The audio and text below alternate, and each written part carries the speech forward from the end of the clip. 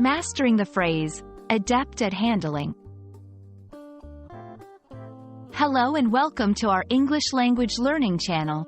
Today, we're going to explore a very interesting and useful phrase, adept at handling. Understanding this phrase can really enhance your English communication skills, especially in professional and formal contexts. So, let's dive in and discover what it means and how to use it effectively.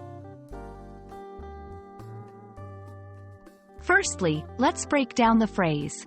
The word adept is an adjective that means skilled or proficient. When someone is adept, they are very good at doing something. It's often used to describe a high level of skill or competence in a specific area. For example, she is adept at playing the piano, means she plays the piano very well. Next, let's look at the word handling. In this context, handling refers to managing, dealing with, or controlling something. It can be used in various situations, such as handling a situation, a task, or even physical objects.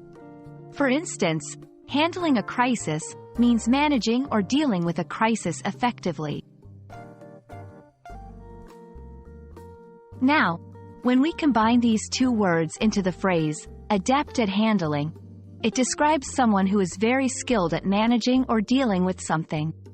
This phrase can apply to different contexts, like handling situations, tasks, people, or equipment.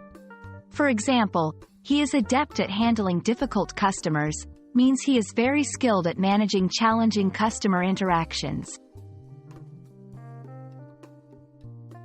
Let's see some examples of how to use adept at handling in sentences.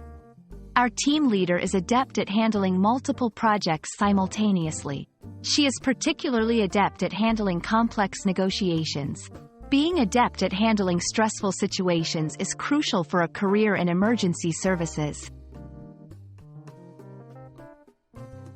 Understanding and using the phrase, adept at handling, can greatly improve your English proficiency, especially in formal and professional settings.